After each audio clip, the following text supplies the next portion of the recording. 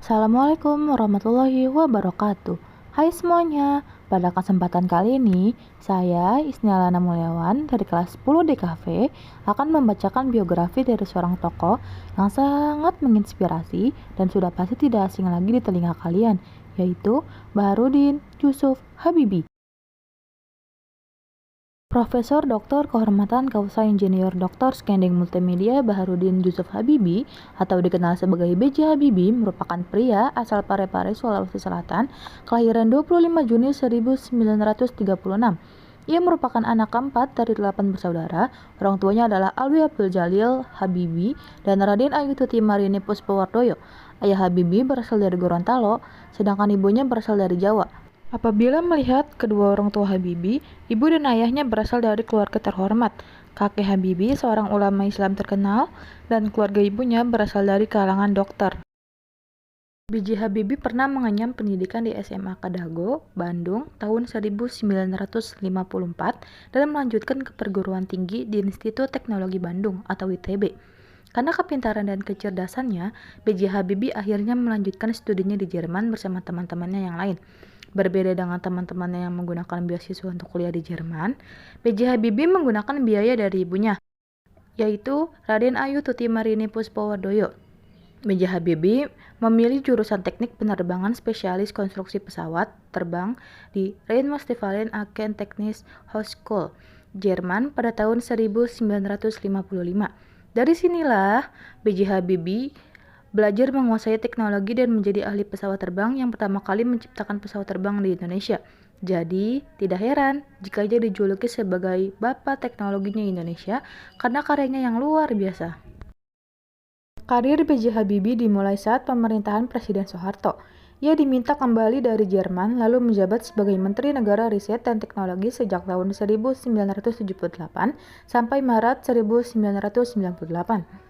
Saat krisis 1998, Soeharto mundur dan menetapkan B.J. Habibie sebagai Presiden ketiga Indonesia dari 1 Mei 1998 sampai 20 Oktober 1999.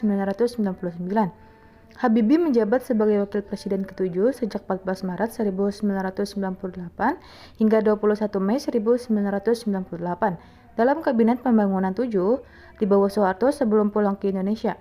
Habibie telah lebih dulu berkarir di Jerman. Diketahui sang mantan presiden tersebut sempat bekerja di berbagai perusahaan penerbangan dan konstruksi pesawat di Jerman setelah menikah dengan sang istri, yakni Hasri Ainun Besari. B.J. Habibie sempat merancang proyek pesawat CN-235 bersama para insinyur dari perusahaan Spanyol, CASA, dan prototipenya berhasil mengudara pada akhir 1983. Dengan kecerdasan dan pengalamannya, sosok B.J. Habibie akhirnya berhasil membuat pesawat pertama di Indonesia, yakni N250 Gatotkaca pada 1995. Bersama timnya dari industri pesawat terbang Nusantara, B.J. Habibie merancang pesawat baling-baling dengan daya angkut sekitar 50 penumpang dan bisa diperbesar hingga 70 penumpang bernama N250 Gatotkaca.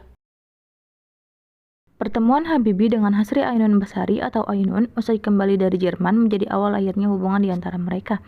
Ainun diakui oleh Habibie sebagai sosok perempuan yang sangat cantik dan populer di sekolah.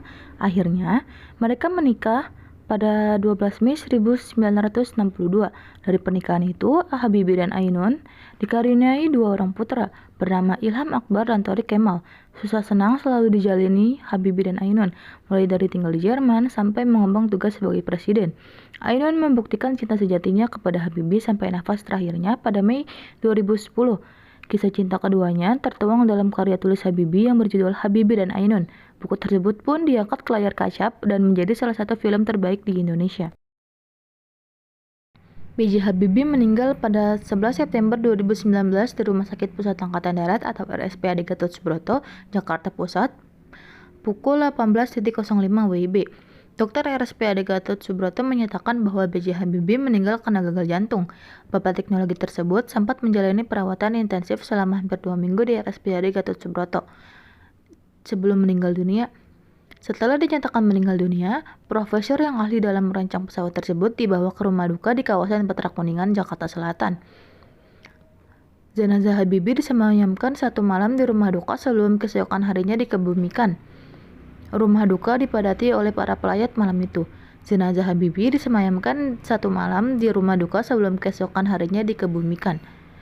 Keesokan harinya atau tepat 12 September 2020 pukul 14.00 WIB, B.J. Habibie dikebumikan di Taman Makam Pahlawan Kalibata, Jakarta Selatan.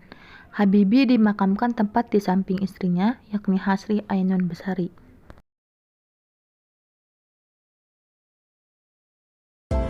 Teks biografi Maudy Ayunda. Ayunda Daza Maudia atau lebih kita kenal dengan Maudy Ayunda merupakan aktris, penyanyi, bintang iklan, dan juga penulis yang lahir di Jakarta pada 19 Desember tahun 1994.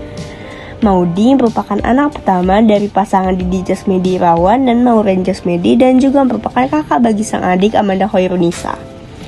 Sejak kecil, Maudy Ayunda dikenal sebagai anak yang sangat cerdas meskipun pendiam.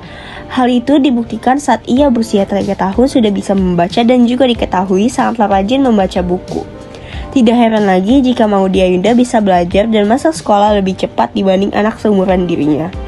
Maudy Ayunda bisa seperti itu berkat orang tuanya yang selalu mengajarkan bagaimana cara untuk berpikir kritis, bersosialisasi, ikut serta dalam lingkungannya. Pendidikan Maudy Ayunda. Maudy Ayunda menempuh pendidikan sekolah dasar di Al-Izhar, namun setelah kelas 2, ia pindah ke SD Mentari International School Jakarta. Saat SMP, ia sekolah di Mentari International School dan berhasil lulus dengan nilai matematika sempurna. Lalu Maudy Ayunda menempuh pendidikan sekolah menengah atas di British International School dan berhasil mencatat banyak prestasi seperti menjadi ketua OSIS, menang lomba matematika, juara Interschool English Speech Contest, dan lain sebagainya. Hidup mandiri di negara asing. Karena prestasi dan kecerdasannya, Maudy Ayunda diterima di Columbia University dan Oxford University untuk program S1 dengan jurusan politik, filsafat, dan ekonomi. Program S1 tersebut pun Maudy Ayunda mampu lulus hanya dengan waktu 3 tahun dengan predikat cum laude. Dan sekarang Maudy Ayunda sedang menempuh program S2 di Stanford University dengan jurusan Master of Business Administration. Akhirnya Maudy Ayunda Foundation. Mimpinya untuk mempelopori edutainment membuatnya mendirikan suatu yayasan bernama Maudy Ayunda Foundation. Yayasan tersebut dibuatnya sebagai bentuk kepedulian terhadap siswa-siswi Indonesia dengan program yang berfokus pada beasiswa terhadap anak-anak miskin dan mentoring. Selain itu, ia juga menjadi CEO founder Gerakan Leaders Camp. Gerakan tersebut adalah gerakan berbagi ilmu ke sekolah-sekolah, menyebar 1 juta buku, menyediakan beasiswa dalam dan luar negeri, dan kegiatan lainnya. Kontribusinya terhadap Indonesia. Selain membangun karir di dunia hiburan dan pendidikan, Maudy juga menaruh perhatian pada dunia sosial, politik, dan ekonomi Indonesia. Pada tahun 2015, ia pernah berkesempatan mendampingi Perdana Menteri Inggris saat mengunjungi Jakarta dan menjadi pembicara termuda di Forum Ekonomi Global 2015. Ia juga ditunjuk sebagai juru bicara melawan perbudakan modern di Istana Wakil Presiden pada Maret 2017. Tak sampai di situ, ia kembali ditunjuk untuk berpartisipasi menjadi juru bicara untuk presidensi G20 di Indonesia. Ia dipercaya oleh Menteri Komunikasi dan Informatika untuk menyampaikan informasi terkait pelaksanaan kegiatan konferensi tingkat tinggi KTT G20 Indonesia. Kehidupan Maudy Ayunda yang terlihat sempurna. Cantik, muda, berbakat, dan berprestasi merupakan kata yang sangat menggambarkan Maudy Ayunda.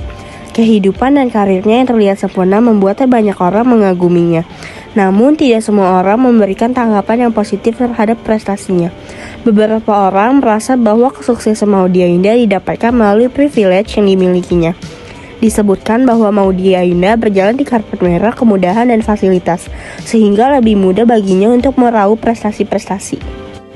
Alasan saya menyukai Maudy Ayunda sebagai sosok panutan yang pertama yaitu aktif di kegiatan sekolah, yang kedua jadi pembicara termuda dalam forum internasional, yang ketiga peduli dunia pendidikan dan tenaga kerja Indonesia. Sekian dan terima kasih. Wassalamualaikum warahmatullahi wabarakatuh.